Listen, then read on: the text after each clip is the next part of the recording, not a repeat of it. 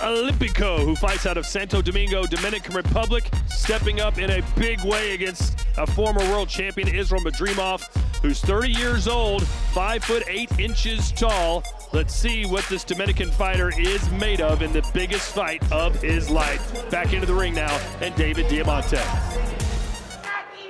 Both receiving instructions dressing room. Obey my commands at all times, protect yourself at all times. Anything from here on up is good, from here on up is good. Touch gloves, good luck. Division. Hook. Here we go, the climb back to the top begins for Israil Madrimov here in the super welterweight division. Wearing the white trunks is Madrimov, Salazar in the black and camo. Now, being around these guys this week, and there are people from Team Boots here and Team Ortiz here as well, there's some optimism that that fight is going to happen in the first quarter of this year. That's why he believes he can pull off the big upset. In fact, he relocated to the United States, had his whole camp here, said he stepped up his game, but he's in there with one of the best in the business right now. Just barely missing a left hook. Because Madrimov, that's what the punch they want more, but they need it. He needs to hide that left hook. Jab to the belly. There you go. Jab to the belly. Double jab upstairs. Then you can trick someone like Salazar to falling for that punch. I think it's only obvious. Madrimov has good upper body movement, so if you try to aim for the head, you're going to miss. But you aim at the chest and the belly, you know, that you're going to hit something. That's always something that coaches want to see. You know, they throw that straight right hand to the chest. It's easier to hit than a chin. Every Uzbek fighter extremely humble. Always meet you with a nice handshake and a good smile. Good left hand there from Madrimov, who looks like he's pushed the pedal down a little bit this round. And you see him going upstairs there. That's all tactical. They want to get a knockout with a body shot here. They want to get those hands up from Salazar. And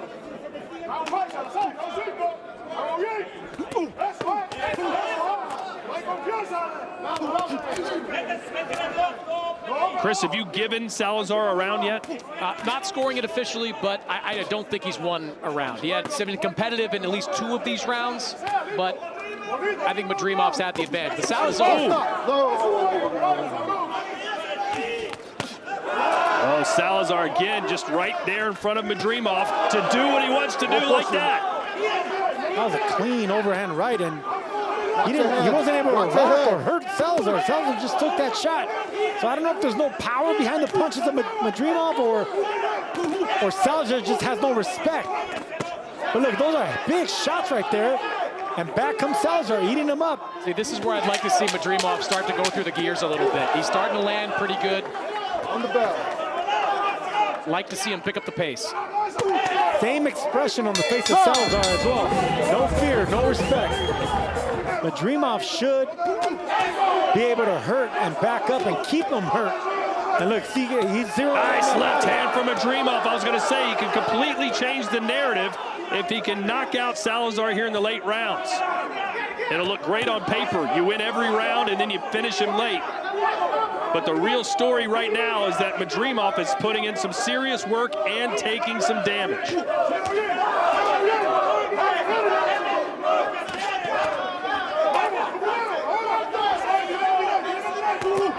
Good 1-2 from Salazar.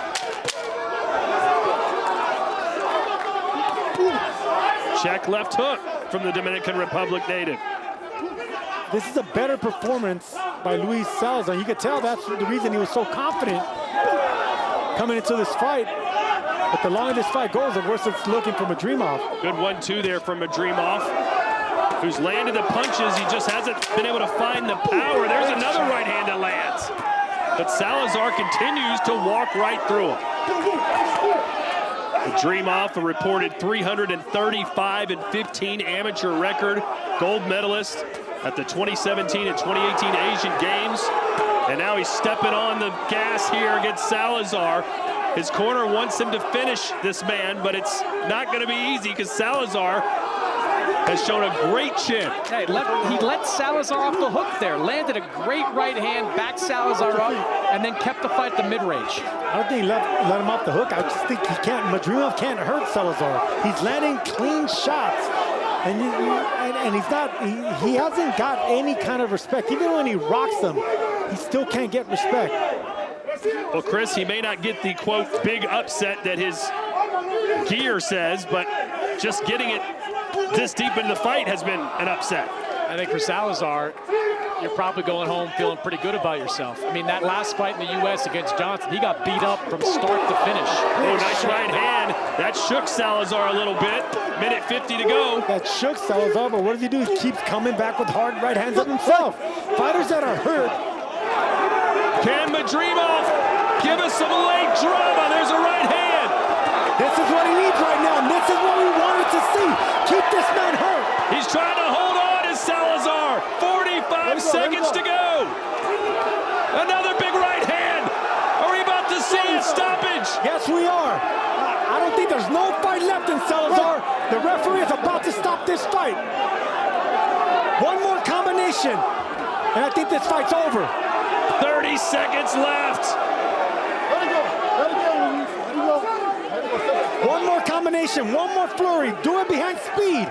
If you're Madrimov right now, put the punches together and force the referee to stop this fight. I don't know that Madrimov has anything left in the tank. He had a good 30-second surge there, but you can see right now he is just as tired as Salazar. Salazar gave us everything he had and limped across the finish line. But you can see the release from Madrimov. He had to dig deep, and he's going to get the win. Ladies and gentlemen, after 10 rounds of action here in Las Vegas, we go to the judges' score totals. They read as follows. Glenn Feldman, Chris Migliori, and Don Trello all score this bout identically, 99-91. All three for your winner by unanimous decision, Israil, the Dream